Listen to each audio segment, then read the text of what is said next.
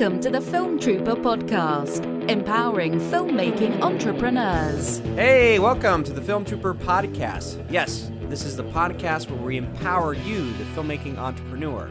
And a great way to get started is to get the book, How to Make and Sell Your Film Online and Survive the Hollywood Implosion While Doing It. It's available in paperback, Kindle ebook, as well as an audiobook. And in fact, you can get the audiobook for free when you go to survivetheimplosion.com. That's survivetheimplosion.com. Hey, Film Troopers. Before I get to today's guest, I wanted to share with you a story that is related to my book, How to Make and Sell Your Film Online and Survive the Hollywood Implosion While Doing It. One of the very first supporters of Film Trooper who I met was an actor in LA who had just finished his feature film about a vampire hunter, and the film was called Just the Vampire Hunter. It's available on Amazon right now. Anyhow, beyond being a filmmaker, I learned that this actor had carved out a very nice career as a professional voice actor. He's been contracted by major studios to do spots for everything from Transformer movie spots to Super Bowl ads. He's currently represented by William Morris Endeavor. His name is Dustin Layton James, and after following Film Trooper for years and reading the book, he took the initiative to apply that knowledge he gained from it to launch his own online course and membership called My Voice World. If you happen to be someone who wants to learn more about the art, craft, and business of voiceover, then I highly recommend taking his course. Just hop on over to filmtrooper.com/VO course to get all the details. Again, that's filmtrooper.com/VO course. Really proud of Dustin and inspired by what he's created. So I think you'll all get a lot of value from what he has to offer. All right, on to my guest for today's episode. You know him. You've heard him before. He's a good friend of mine. He's the creator and founder of Indie Film Hustle, Alex Ferrari. And I'm going to be candid with you. I have never met someone who hustles as hard as Alex does. The amount of output that he manages to get done is just staggering. I just can't comprehend how much stuff he creates. Anyhow, beyond running a successful podcast show, he's just launched another podcast. And you have to listen to the end of this episode to hear all about that one. Anyway, beyond the podcast, he's created courses, he works in post-production, he directs web series, and much more. But he's recently completed another feature film about a group of hapless filmmakers who travel to the Sundance Film Festival to sell their film to a producer. The entire film was shot on location in Sundance during the Sundance Film Festival. And they shot it in only 4 days, which is crazy. It's called On the Corner of Ego and Desire. And this is coming off his other feature film called This Is Meg, which got worldwide distribution and is being sold online through iTunes, Amazon, and Vimeo. Anyway, you'll hear Alex share what he learned from his experience of crowdfunding This Is Meg, then self-distributing the film to eventually lead to foreign film sales, and finally how it all led to the making of his latest film, On the Corner of Ego and Desire. It's a crazy tale, but one worth listening to as we explore everything that Alex learned along the way. I'm glad to have him back on the show. He's my friend, Alex Ferrari of Indie Film Hustle, here on the Film Trooper podcast. Awesome. So nobody heard all this banter back and forth of you and I trying to get back onto Skype. A bit kind of rusty, like, wait, this is not turned on. Is this working? You know, that kind of stuff. But I want to know... it's been a while since we talked. At least it's been a while since we've had you on the podcast. Last time was the feature film This Is Meg. During the launch. crowdfunding of This Is Meg. So yeah, it's over almost a year and a half now. Okay, cool. So let's just cut to the chase. Let's take, what did you learn from This Is Meg, the whole experience? Because it got into CineQuest, right? Yes. So then the film festival experience, getting it up on iTunes and all those, selling it, and then leading to the next feature film. What's the title again? Ego. On the corner of Ego and Desire, which is a real street name. So or something. I'll tell you how I came up with it afterwards. Okay, I'm gonna sit back because I know you can talk, my friend. So I don't have to do anything in this podcast other than go. Please divulge your experiences from This Is Meg to the Corner of Ego and Desire. So, no, because I think sharing what you've done with the films in connection with Indie Film Hustle, and as we talked before, just interweave like lessons learned, like things that filmmakers could learn from your your venture out there, your experiences. So now I get to just kick back and just go, all right, Alex, take it away. Talk, my friend. Well, my friend, first of all, thank you for having me back on the show. It is a pleasure and an honor to be back, sir. I'm glad you're back as well, because you're off doing your thing. And I think the community does need you. And people always ask me, what happened to Scott? And I'm like, I don't know. He's off, selling marijuana. I think it's legal in Oregon now. I don't know. I got something really funny to tell you. So, real quick, so it's been coming up to a year since I got my real estate license. So, it's taken a year to get me to know how to do the job. And I haven't even done the fun part yet of, launching all the creative content stuff. But I've been really busy, honestly, with all this acting work up here. Mm-hmm. I've just been a really good year. So literally this afternoon I had an audition, and I walk in and the guy, one of the producers running it's like, hey, I know we don't know each other, but I'm a huge fan of Film Trooper, It's so locally. So it's I don't know if I scored the deal or something like that, but it was great because we were just talking and he was like, yeah, it's really interesting what you're doing with the real estate thing. And knowing that you've been, on the hiatus, but it was just fascinating to hear somebody who's been following me on this journey. Then I've been doing this audition and he's one of the producers. And so we're going to try to grab a beer later on, but I just thought it was an interesting tidbit that you brought that up. So yeah, I'm limping along a little bit in Film Trooper, but I hope to, just get back to the weekly podcast, and that'd be great because we do have several episodes coming out. So with that said, awesome. I will take a step back again, and your turn. Sorry. Okay. No worries. So with This Is Meg, I learned that I really despise crowdfunding. I think it's a horrible thing. It is the most stressful, painful thing you could go through. Even though we were a successful crowdfunded movie, it was still very painful. So much work, so much time. I just don't like asking for money. It's just not something I like to do. I'd rather hey, I will sell you something. I will give you something of value to get money back. But I just didn't like it personally. But I went through it and I did it for the tribe and I wanted to kind of take everybody step by step through that process. And we were a successfully crowdfunded movie, which was wonderful. It really was. So the movie was done. We went through Distributor for self-distribution. We got into CineQuest. We got into Buffalo, Niagara, and a few other film festivals as well. And the one mistake I think I made with that movie is I waited around too long for festivals. I should have released it earlier, much, much earlier, because even when you're about to say, okay, I'm going to go with Distributor, you're 90 to 120 days away from the moment you say it's submitted, it's good, all the files have been taken care of. It's about 90 to 120 days before you get that thing released. For Distributor. So for self-distribution. For self-distribution, it takes about 100. What do you say again? How many days? About 3 to 4 months. About 3 to 4 months to actually get it released, and that's just the red tape that you've got to go through. Mm-hmm. Not through distributors because you have to deal with all these other platforms, and you've just got to wait.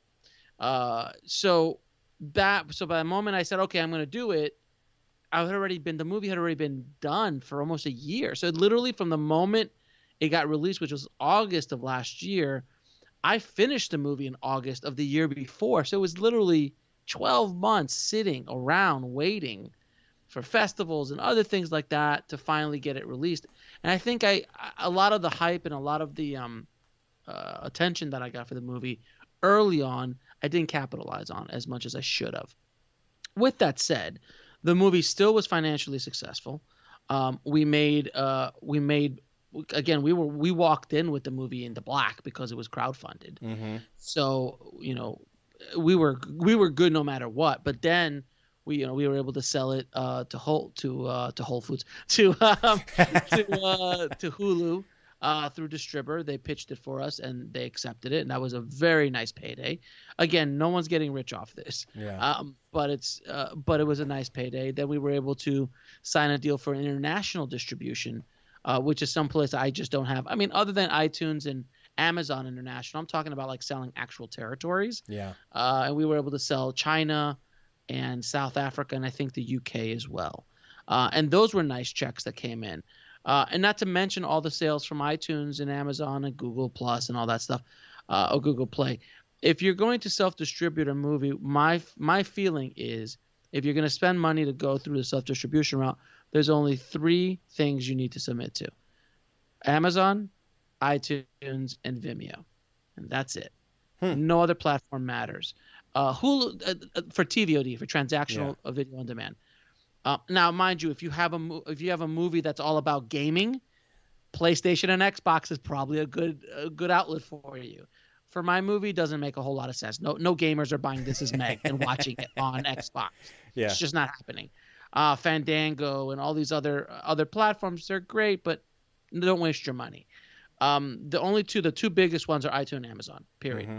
Amazon you could upload to yourself if you really wanted to, and Vimeo you could do yourself as well. The reason why I say Vimeo is because Vimeo allows international sales. Mm-hmm. So if anybody around the world could just log into that website, pay the $3.99 for rental or $10, whatever the prices you put for sale, you can use it and they can watch it, which was one big thing I learned afterwards because I had a lot of international fans that said, it's not on iTunes here, it's not on Amazon, I want to watch the movie, where can I go? Now there's also VHX. You could do that as well with VHX and create your own little thing there. But that's another that's an interesting question, because did Vimeo just leave VHX alone? They're incorporating them a little bit, but VHX is still VHX. It didn't absorb it. Okay. They own them, but what's cool about VHX is then you can actually add special features. You can add T-shirts and hats, and you can package out certain things, signed posters that you can mail out. So you can package in real world products that you can sell with your movie as packages there, where you can't do that on any other platform, other than Gumroad or something like that. But it's not nearly as pretty as VHX. VHX is really well put together. You can create a membership site there. There's a bunch of stuff you can do there. But those are the only places I would go. And This Is Meg is still making money. We're still within, I think at the end of this year, I think November, it will be off Hulu unless they want to renew, which I hope they do, which would be great if they did. And but other than that, people are still asking me about it. People still discover it through Indie Film Hustle. Mm-hmm. It's not a major revenue generator by any stretch, but again, it was a great learning experience, and it got me off the couch and made a movie. Yeah. And it proved to myself that I not only can I go out and make a movie that costs not barely anything to make, that I knew I could sell it to something like Hulu, which was a very big badge of honor for me to say, hey, I made a micro budget film. We crowdfunded it, mm-hmm. and we made money with it, and we also released it on a major platform. That was a huge, proof of concept for anybody who follows Indie Film Hustle to go, look, it can be done. Yeah. There's no question that it can't be done. Now, is that a business model that you can replicate multiple times? It can be, but there's a lot of what ifs in that model. But if we could talk about that later, but that was the experience that I had with Meg, and I love the movie. I still love the movie. She's a great little movie that I was able to do, and again, prove to myself that I could go out and do it, and also prove to everybody else that I'm not just talking the talk, I'm walking the walk. Yeah. Which is really helpful when you're building up an audience to go, oh wow, this guy's actually doing it. That's why Ego and Desire came out of left field for everybody, because everyone was like, wait, you made another movie? What? And I didn't even talk about it. Yeah. Well, let's talk about that. Let's talk about how did that happen? So you finished This Is Meg, and all of a sudden this new movie pops up. So how did the creation of that? Because it's finished, it's released. I saw it. It's great. So tell me the evolution of that and how this particular project worked out, and what you going into the second time around going, well, because you've made a lot of movies before, but now this is sort of this new world of self-distribution in terms of the advent of all these different SVOD platforms you can put on. So what did you come to this mindset going into Ego with? Well, with On the Corner of Ego and Desire, I was sitting around with my buddy who we do interviews at Sundance every year, because he has a condo there. It's a beautiful, crazy looking condo at the bottom of Main Street. And we have been there. This would be the second year that I would be coming in to do interviews with Indie Film Hustle while we're hosting it there at his place. And we were just kind of figuring out, sitting down a few months earlier, going, hey, what are we going to do this year? We got to do something bigger. What can we do, and all this kind of stuff.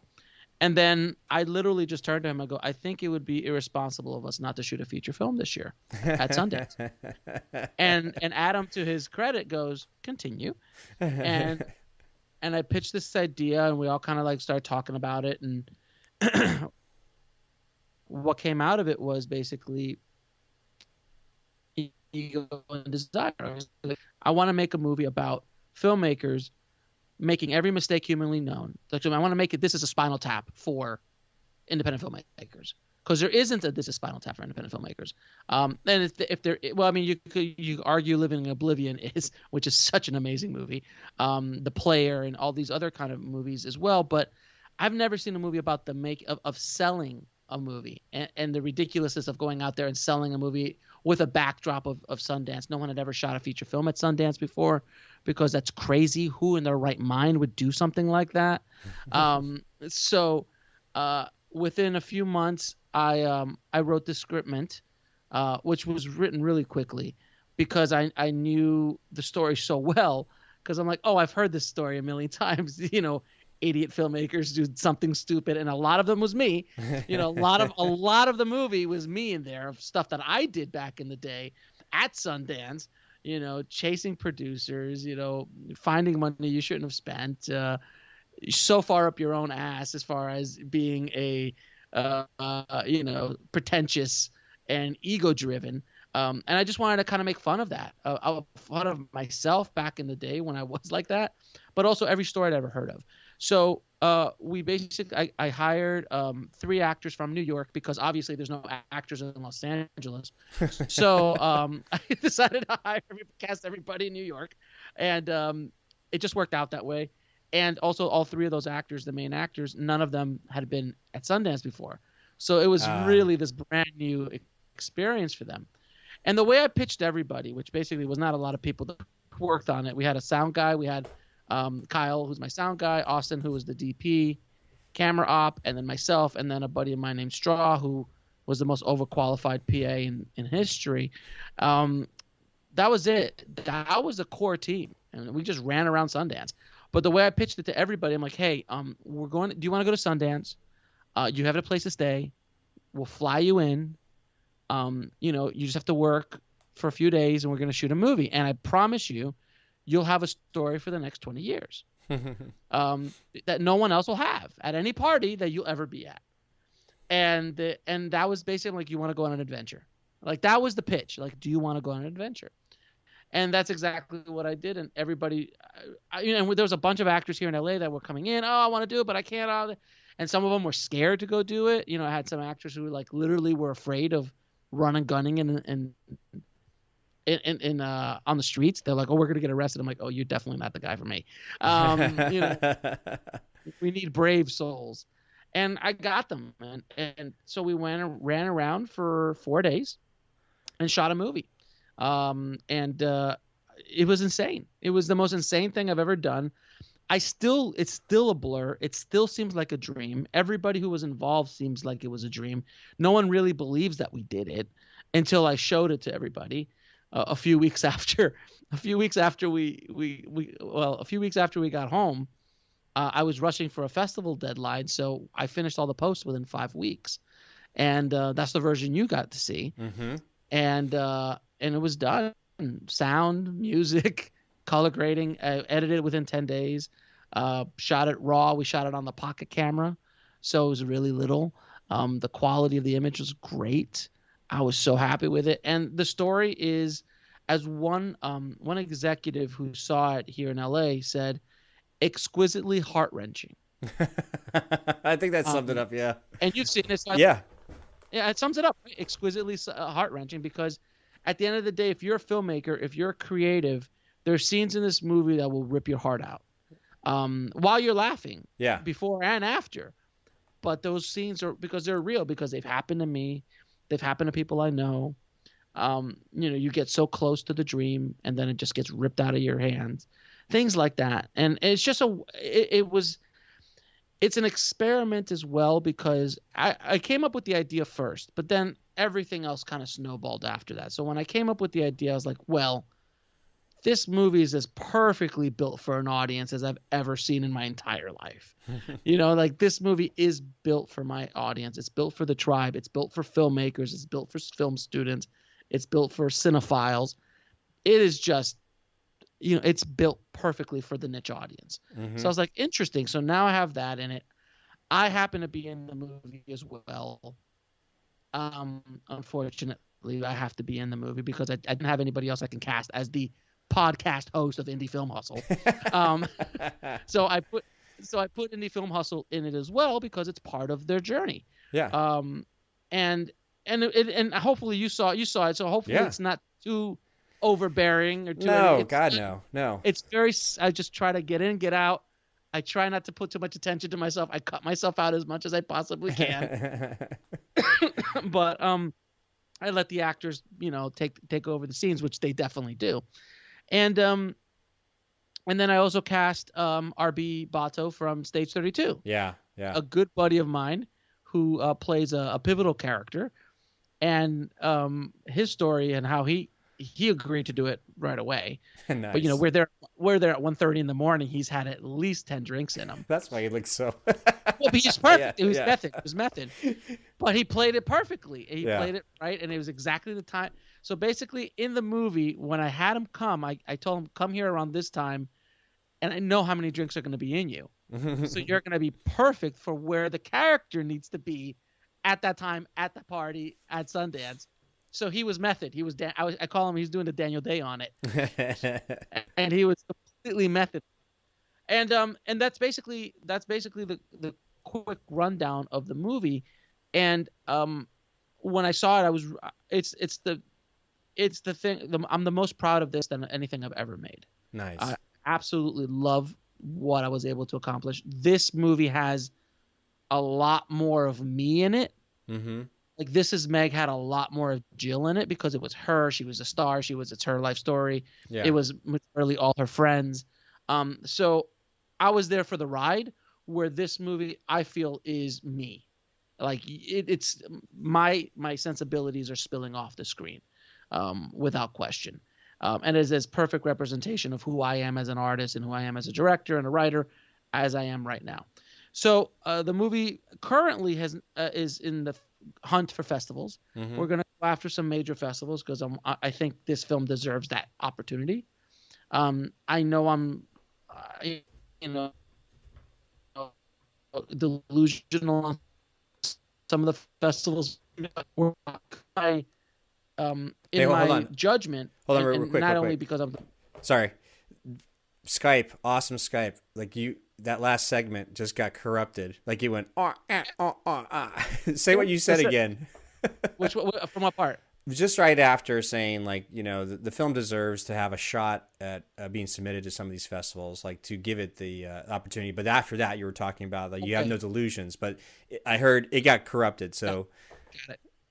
But I also have no delusions about what these festivals that we're submitting to. Some of these are the biggest film festivals in the world, but I'm going to give it a shot because I do believe that this little film might have a shot. In my professional judgment, not just because I'm the writer director and not because I'm delusional and acting like the characters in my movie, which it's a joke. I told my producer, I was like, oh, we're submitting to this and this and this, and he's like, you're acting like Julia, the main character in the movie. I'm like, I know, but it's educated. It's an educated guess. I'm going to try to do it. So I'm submitting to those first, which is heartbreaking because, believe me, I want to get this movie out tomorrow. Yeah. I really want to get it out into the world. But I know I can do that at any time. And I know my audience will be waiting for it when it comes out. Yeah. Because anyone I've ever even spoken to about this, they just go, stop it, take my money.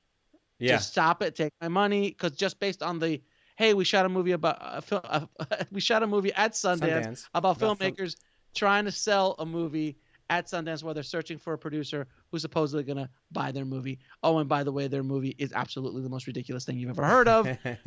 Which I'll pitch the movie right now. It's Shape of Water meets E.T. with Transformers drizzled on top. Shot in black and white in slow-mo. So that is the movie that they're pitching, this producer that they're chasing down at Sundance. But also, I wanted to make the movie as a love letter, not only to Sundance, because Sundance is she is a very tough. What's the word? She's a tough lover. she's always pretty. She's always like, oh, come over.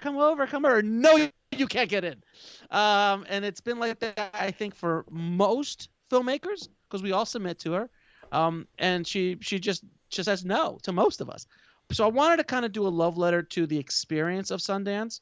The movie is not about getting into Sundance or anything like that. Sundance is a backdrop. She's a character in the movie. Would you agree? Mm-hmm. Yeah. The Sundance itself is a character in the movie. Park City is a character in the movie. And I wanted to create that kind of love letter to Sundance. Hopefully it'll get me in. I don't know. But if it does, great. If it doesn't, no big deal. I'm used to it. But also I wanted to create not only, and I know this sounds kind of weird, but an educational allegory of what not to do as filmmakers. Because I think that, you watch Spinal Tap, and I'm sure there was a lot of musicians that saw Spinal Tap like, oh, wow, we're really crazy, aren't we? Right. I think that's, and I wanted to kind of do that for filmmakers to a certain extent in a space of, or in the process of filmmaking where I really hasn't been seen on film. Have you ever seen a movie about trying to sell a movie or chasing a producer to sell a movie? It's always about the making of a movie or trying to get the movie made. Yeah. But never about the selling of it, because selling of it is generally not the sexy part. Yeah. The only thing with the Sundance as a backdrop. The only thing I think comes close might be Seduce and Abandon with Alec Baldwin on HBO. They had a documentary, but that was always there was a Cannes Film Festival, and they were trying to sell. They were at the beginning part. They hadn't made the film yet. Yeah, it was a doc, and they were just trying to raise money. So. Right. Actually, that's a great segue, because you watch that film to see what it is to try to get a movie made / get money made with real actors. Real actors. But then your film is great because it's like you made the film, and then I haven't been to Sundance, but just again the geographic locale. Like I didn't even think about things like you have a whole segment, a scene of like these massive amount of stairs, and you have to remember. I didn't think about it. It's the thin air. Like, how do people handle it? So it's like all that stuff was in there, and it was great. I was like, wow. Like there's landmarks in there that it's like I don't think I've ever seen in anything before. So it was really great. It was to see sort of the geographic layout and how people navigate it during the film festival. What's funny to me is that I can't believe no one's ever done this. Like I really don't get why, because it's such a beautiful little town. And during Sundance, it's insane. There's 100,000 people there. So it's like, it's insanity. And, when I did it, I get it. It is kind of nutty. But I can't believe no one has ever thought about making a movie with the Sundance Film Festival as a backdrop, or Park City during the Sundance Film Festival as a backdrop, because it's just, it's so much free production design. I had a cast of thousands of extras. You saw them. Oh yeah. I had cars everywhere. I had, restaurants. I had, everywhere you would go, I had people in it. So the production value is insane. There's a scene in Sundance Festival headquarters. Yeah. We literally are in the belly of the beast. And, and I'm like sitting there. It took me to, I think it was day 3 where I realized that, oh my God, we're absolutely crazy. Because I saw some behind the scenes footage of me shooting a scene on Main Street with literally 200-300 people around us. And I'm going, oh my God, we're nuts. We're nuts. So it's such a great experience. And again, it was so fast that it doesn't seem real. I don't feel like I've ever left Sundance. I was literally just finishing up the edit before you called, because now we're finalizing the final cut. Like I cut down a couple of minutes here and there. We were waiting for some music cues to come in. But what you saw was pretty much 95% of what the movie's going to be. So it was submitted to a festival the way you saw it. I gotcha. Now it's crazy. It's because, like you said, it's, you and I, with our experiences running the podcast and the websites, with you with Indie Film Hustle, with myself with Film Trooper, and with this, coming from, like you said, I love your analogy when you talk to guests of the same vintage. Yeah, we are of the same vintage. So it's funny because we've, a lot of times when we think back, a lot of filmmakers will put everything they will bleed for this film that they're making, but they're riding on it like everything depends, Right. like this making it. And those heartbreaking stories of people out there of like mortgaged their house or ran up credit cards or things like that. Or steal mom's retirement Oh money. yes, there you go. I didn't want to give it away, but there you go. Okay. Oh no, it's in the description. Okay. It's fine. So, but it's funny hearing you talk about this film. There's not that air of desperation, like this film has to be the thing that's going to make or break things, because you and I have learned some other things about the way the world works in terms of, and also the new ways of filmmaking, that it's this is a really nice compliment to everything you built at Indie Film Hustle. So give me a little bit more of sort of an interesting sort of, I guess, a vintage perspective of, filmmaking when you're the young person thinking that everything has to ride on this. Old far perspectives. Yeah. Old far perspectives. Got it. Old far perspectives. So, I think that's one thing I learned with Meg, where I did not associate any outcome. I did not attach an outcome to the process, which is something I've never done. Anything I've ever done was always, this is it. This is my, paranormal activity. This is the one that's going to blow me up. And I kept doing that for 20 odd years. And I finally just realized, I'm like, that's just not a good business plan. Let's just try to make a movie you enjoy making. I have nothing attached to the outcome of this movie, but I know instinctually that this film will pay off dividends for years to come. Years to come. This movie will do things for me that I can't even understand yet. Do I think it's going to blow me up? No. Do I think it's going to be a runaway hit? I don't know. It'd be nice. Yeah. But it is a niche movie, but it is a niche. The niche that I've picked is the film industry, which is my place. So just like, Living in Oblivion, when he made that movie, that's not a broad movie. Like, not everybody knows about Living in Oblivion, but people in the industry know about Living in Oblivion. And I'm sure, and I know for a fact, after he made that movie, he did go off to do other things and built a career around it. I don't know what will happen with this. All I know is I wanted to make a really fun movie that hopefully helped people, had a message, made people think, and hopefully just made them laugh a little bit here and there at themselves. Because I think we all have to laugh at ourselves a bit. But the old fart perspective is that as you get older, you're not as desperate. I don't have any desperate energy anymore. I'm not like, I used to live in that world where, you go to a Hollywood party and they smell that coming from a mile away, where now I don't have that. Not because I'm rolling in money or I'm doing everything I want to do. I just changed my perspective on things. It changed the way my outlook on life and my outlook on my career, my outlook on what I do, is completely different. And I've noticed a change in my world because of that specific change, because people don't want to be around desperate people. People want to be around confident people. People want to be around strong people who are not just like, I need this, I need this, I need this. Do you think, I hate to use a term like James Cameron. James Cameron's not desperate, and he's got $500 million on each of those Avatar features. I think I don't know what he is, but when you get to that level, and believe me, I'm not comparing myself to them in any way, shape, or but those guys don't feel that desperation. They haven't for a long time. So I think that's one of the big mistakes that filmmakers do make, is that when they meet, I'm sure you've had it happen. Like, you're at a festival, they come to you because they listen to you. They're like, oh, Scott's going to be the one who's going to connect me to the right guy and get me money for my movie. And you're like, what are you talking about? I don't even have money for my movie.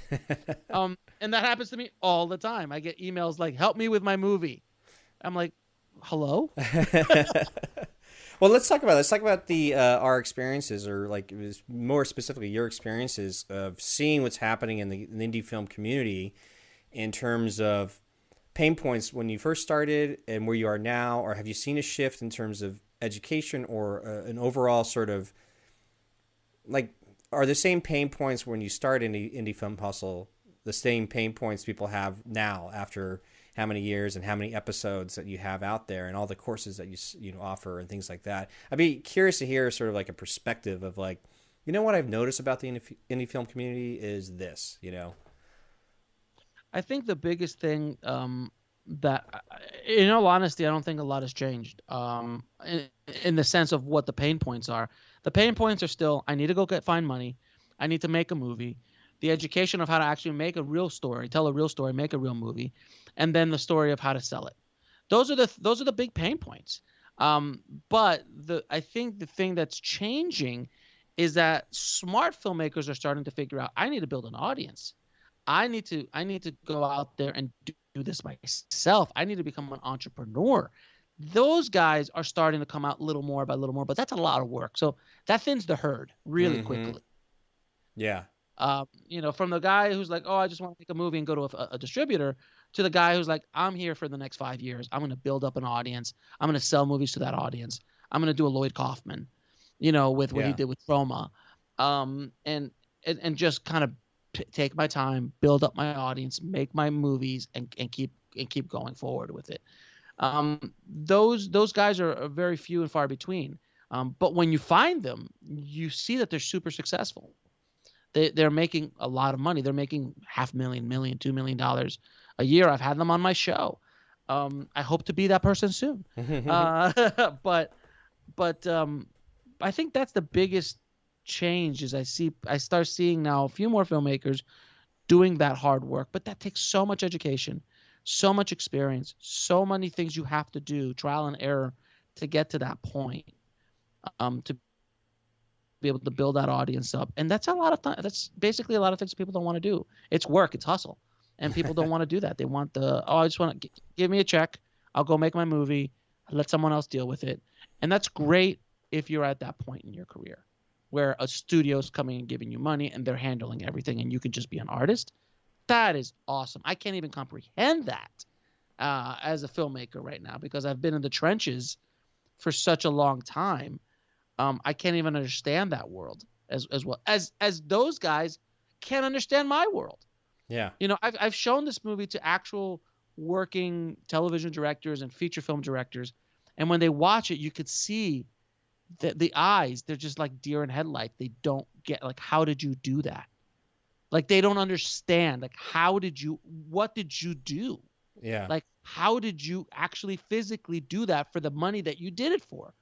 Like, I don't understand. And it's fascinating to watch. I'm sure Mark Duplass and Jay Duplass have to go through this all the time. Yeah. Like, how do you do it? And now they've kind of set the standard for that kind of stuff.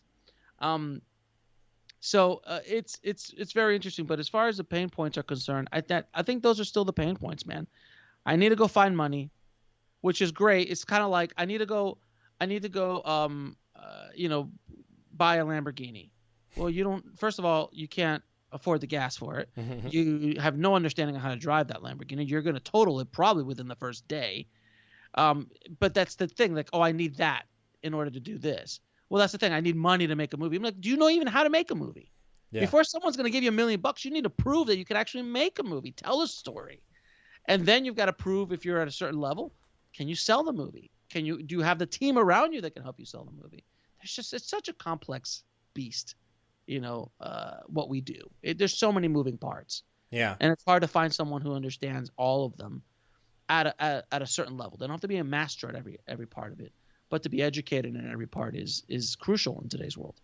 Interesting. It's interesting you brought up that, like you mentioned, that that the herd sort of thins out for those who are very, very serious, and it's like this weird like funnel of all these people very, very interested in the filmmaking process. Our friend Jason Brubaker of Filmmaking Stuff, he mentioned too. It's like when you do the searches for filmmaking, and the subset of searches are like cameras, screenwriting, and acting. Like those always have like the highest like searches online.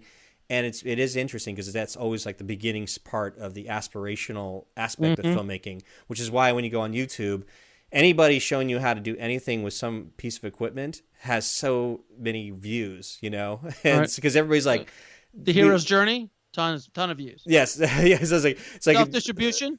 not Yeah, so much. right. Because by the time somebody gets through the arduous process of making the film on their own, and when they're finished, a lot of them just wanted to have a movie they finished. They're so tired that they're not that And they broke. ask and broke, and that they don't have that aspect of or that extra gear, the energy to say, okay, now let's start really selling this and marketing it, and then when they look at it, it's like, you know what? I think a lot of people that I meet, they all are like filmmakers in a sense that they run some production company that they get hired by a ad agency. So the ad agency needs they create the copy, they create the creative, but they need a production company to run it. So most of the people I work with are these skilled technicians that can, shoot, web spots, commercials, things like that. But on the side, they always have some creative project they're working on. It's like on the side they have this short film and this feature film that their crew of guys that they make stuff with, right, that they're gonna get it out there, but they make their money by getting hired on these commercial gigs, and it's fascinating from that perspective because, like I said, my herd has been thinned out for the people who really resonate with sort of this message that I have kind of stumbled upon, which is like, wow, wait a minute, the film really isn't what people are making the money on. It's like what the film represents. It's lunchboxes. Yeah, right. It's like I for the more crass people, we talked about it before. It's like, your film is an advertisement for something more expensive, and the true artists hate that. So what I tell them, it's like, well, your film is an amplifier for a bigger message. So that way it's, Well, that's some politically correct BS right there. I love that. Well, but it actually kind of, yeah, but it kind of works. But the words are just so like, look, man, you're selling something else. That's where the money is. Yeah. But I love the way you packaged it. It's beautiful. Well, it's funny because, people were like the pushback on it. Like, I hate the word advertisement. So I wasn't like going, oh, you know what? Well, let's help you look at it a different way.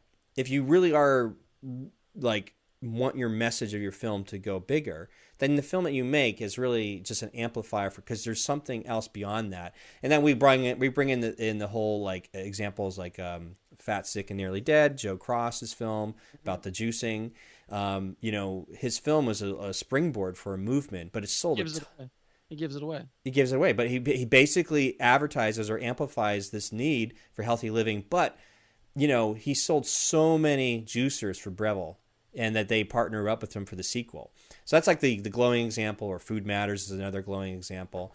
And then but for us, it's interesting because, like I said, of our old guys or vintage, we have this different perspective of the films because we don't hold on to them preciously, because we see that it has other value that is going to springboard other things from it. And like you said, your film of The Corner of Ego and Desire is so, like you said, is so perfectly slotted for the indie film hustle tribe and followers of indie. And I can't think of anything like that is like quintessential, like, holy crap, that is perfect. It's so perfect.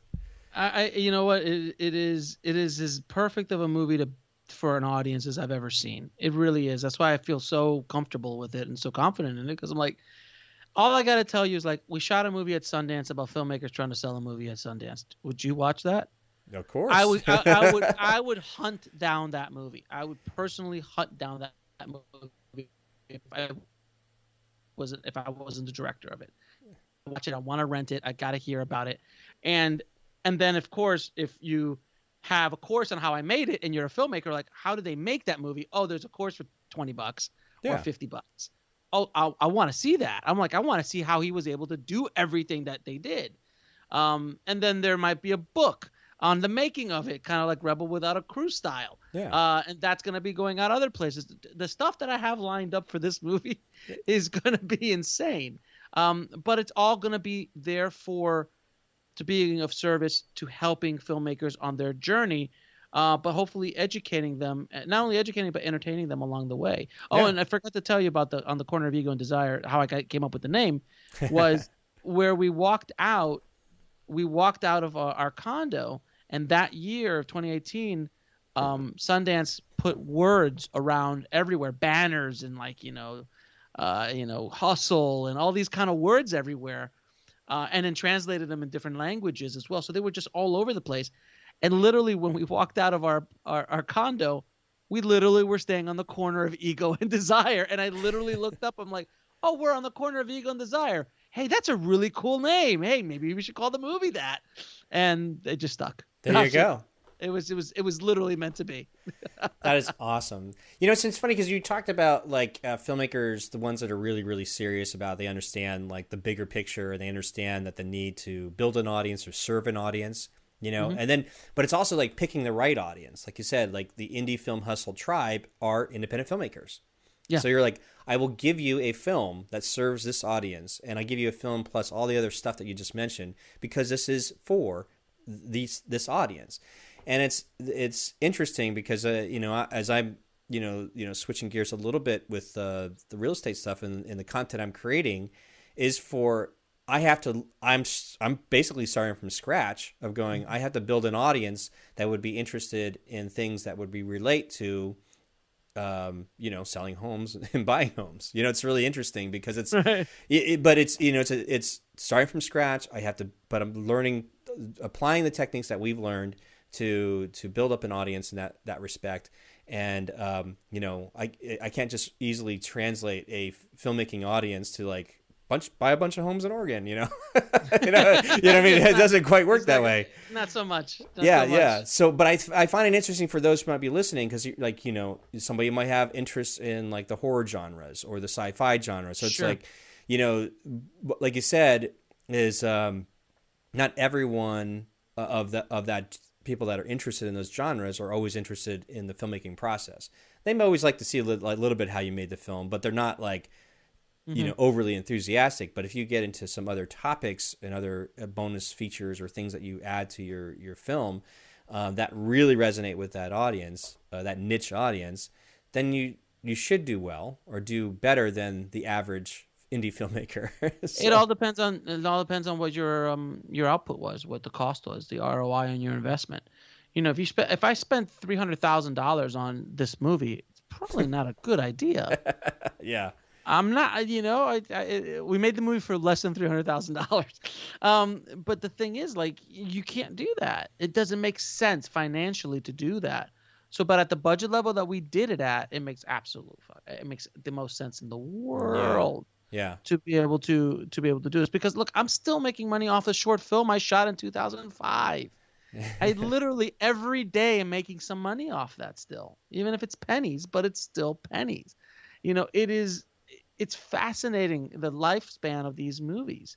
If you do them right, if you do everything correctly, it can live on for a long time. And one thing I wanted to kind of touch on, because you said, you know, I hate, there was some filmmakers like, oh, I don't like the word advertising. I'm like, well, there was a guest I just had on my show named Jeff Goins, who wrote a book. Oh, Jeff. Yeah.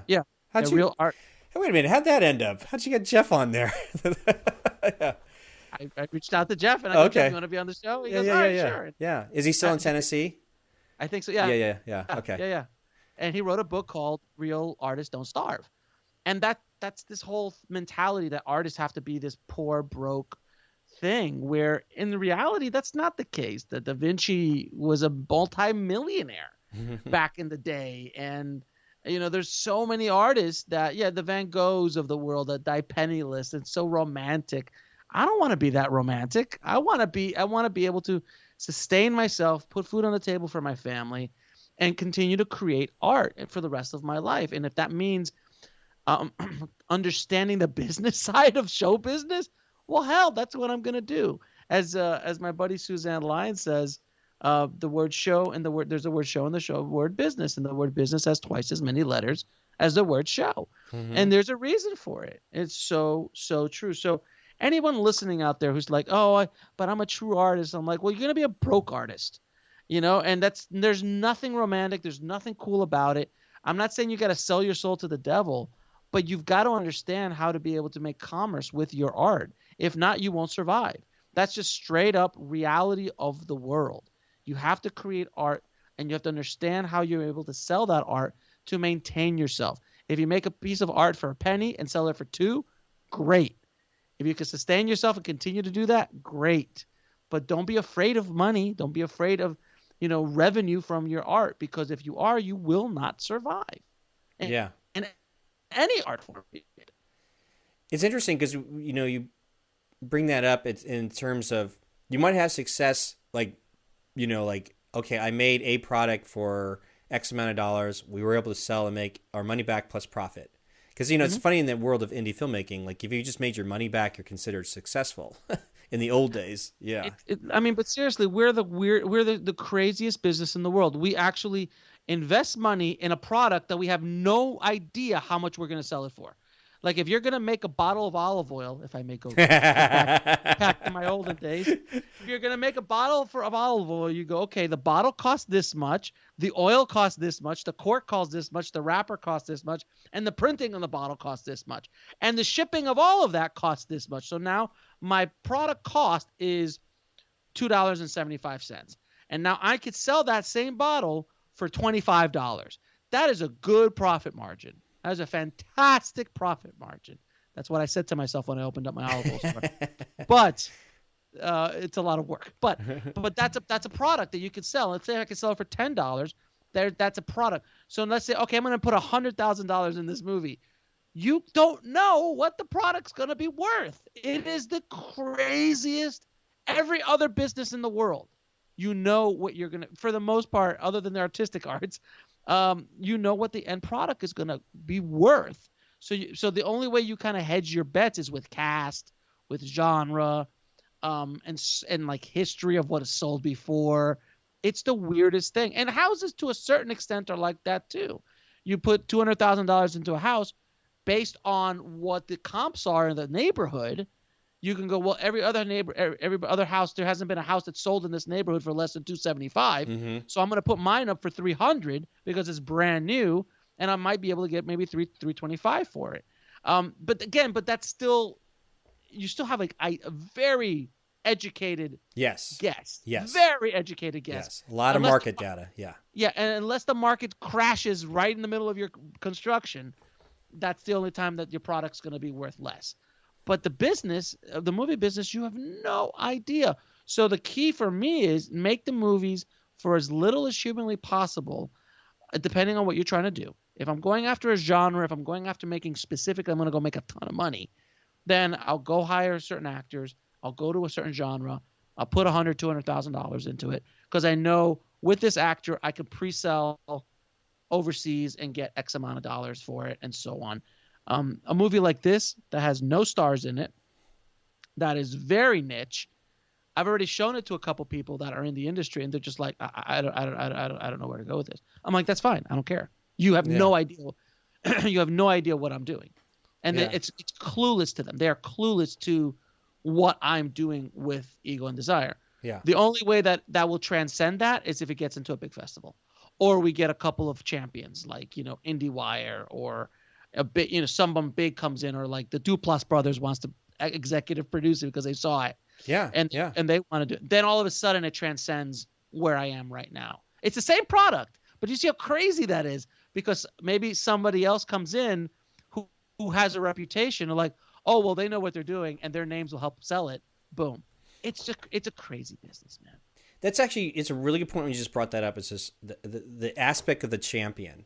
I think that's like one of the most significant things to have for any artist. And it's true. If you look back in the history of like these great artists, there was always this like shadow person, like the partner that was the champion or a business aspect to it. Walt Disney comes to mind because his brother Roy ran the business. Because, Walt's first business was bankrupt. And when, until his brother got involved, did they start making better choices. And so you had this champion behind that. And you mentioned like, I was going to say, well, there's Fist First Footway, or I forgot the name of the movie. Danny McBride. Yeah. Danny McBride is one of his first films. Yeah. Those guys in North Carolina, they made this little hilarious film about, he runs a Taekwondo studio. It was like, it's really poorly shot in terms of like 16 mil or something it was. It was just really grainy. But Adam McKay and Will Ferrell, they started their company, Gary Sanchez Productions, right at the right time. They saw this movie in a festival, thought it was hilarious. They became the champions. They put their names on it. Boom, done. And Danny McBride is off, making and running Crocodile Dundee, things like that. Right. So, but you look at on a director standpoint, Robert Rodriguez. Mm-hmm. We always use Robert El Mariachi. his champion was his agent. That agent, who happened to be a very powerful agent, was the one who pushed it around town. Without him, Mariachi goes straight to the Spanish video aisle, which is where it was supposed to go in the first place. Clerks. If it wasn't, and I know this is not PC right now, but if it wasn't for Harvey back in the day, Harvey was the champion of Kevin Smith and Clerks. And even after he went off and did Mallrats and died after he did Mallrats, Harvey's the one that gave him $100,000 to go make Chasing Amy. Yeah. And a champion, regardless of what a piece of crap he is. But at that point, he was a champion for that. Well, I was going to mention Oren Peli from Paranormal Activity. If you listen to his story in my podcast, like, just by chance, he had this champion that was with DreamWorks. And when DreamWorks split with Paramount and this guy stayed with Paramount, he was the champion to help get this this film going still. Because Oren sat there for a year not knowing what was going to happen. The film existed for over a year, 2 years. Yep. It just took all these things to line up and the right champions in place to say, boom, let's make this thing happen. And that's the thing with you always have to find that champion. Behind every success, magical lottery ticket story that you hear of, there's a champion. There is a champion, whether it's a festival that's a champion of a certain thing, like Joe Swansburg. Mm-hmm. Joe Swansburg, with who the festival behind him was South by Southwest. When South by Southwest stamped their approval on him, all of a sudden, him and a whole group of other filmmakers got opportunities that wouldn't have happened without South by Southwest. They would have just been filmmakers making their video movies, that looked horrible and sounded horrible because I was mumblecore at the time. Yeah. But because someone said, hey, these guys are doing some cool stuff. So you've got to look for someone like that. And you can't, and it's lightning in a bottle. Yeah, it is. You can't, it's lightning in a bottle. You can't, but there are tastemakers in the world that if you create a certain product and you catch it at the right place at the right time, lightning can hit you. And it does happen, but it's rare. Will it happen with On the Corner of Ego and Desire? I have absolutely no idea. That is plan Z. Yeah. Plan A, plan B, and plan C are what I'm doing. Things that are within my control. Yeah. That's all I can do. And I can try to get it in front of as many eyes in the business as I possibly can and try to get it seen by as many people that could possibly be champions of the movie as much as I can. But at the end of the day, it is out of my hands. I cannot control that. I just can't. So once you release that into the world and just go, you know what, what's going to be, it's going to be, and I'm going to do what I have control of. I can build up my audience. I can create buzz around the movie. I can self-distribute this movie. I can submit it to film festivals. Submitting it to film festivals is all I can do. I can't guarantee that a big festival is going to accept it or not. Yeah. I think the best thing about, as we wrap this up, the takeaway of everything you said is that you came from an earnest place from this, which is like, this is me. Like, I would love just to have a fun, like, lighthearted way of sharing these stories, but it's poignant, in this movie. And because it's coming from a true place, and then you do have a true respect and desire to help other filmmakers. So there's this connection to all that stuff that is fantastic. Because I've done things before in the past where I'm thinking like, you'll know if you go down this path of like, well, what audience should I build up or what audience should I serve? And if you pick an audience that you really don't have a connection with, you won't last that long. You won't, because you're like, right, I know I can make a film like whatever, like zombie films are popular now, so I'll just make a zombie film and I'll serve a zombie audience. But you realize down the path, like, I don't really like zombies. Not going to last that long. So it's one of those things. It's like, I've gone down that path to starting up projects where I stop and go, I may not have as much connection to this audience that I think I do, and I got to stop because I don't think I'm going to last, And you got to pivot and change and go and find that true place of like, I just like making movies about these things, and I really like talking to people about these types of movies or this audience, that is interested in this topic or subject matter. And if you can find that, then you'll be okay, like you said. And then if you do good work within that true space, that champion could emerge, like that lightning bottle could show up. So. I mean, look, if Clerks shows up today, we'll never hear of Kevin Smith. And he knows it. And Kevin Smith will be the first one to tell you, like, it never happened today. Yeah. Robert Rodriguez shows up today with El Mariachi, no one cares. Nobody cares. If Slacker shows up today with Richard Linklater, no one gives a shit. Nobody cares. No one cares. It was that moment in time, right place, right time, right product. And that is something you can't plan for. All you could do is be authentic to who you are as a filmmaker, as a storyteller. Tell the stories you want to tell at the time you want to tell them. And sometimes they'll hit. Sometimes they might be early. Sometimes they might be late. Sometimes they're just not involved at all in the process. Yeah. But you can't drive yourself nuts, because guys of our vintage did that for many years, driving themselves nuts over that, trying to, at least for me, I tried to crack that code.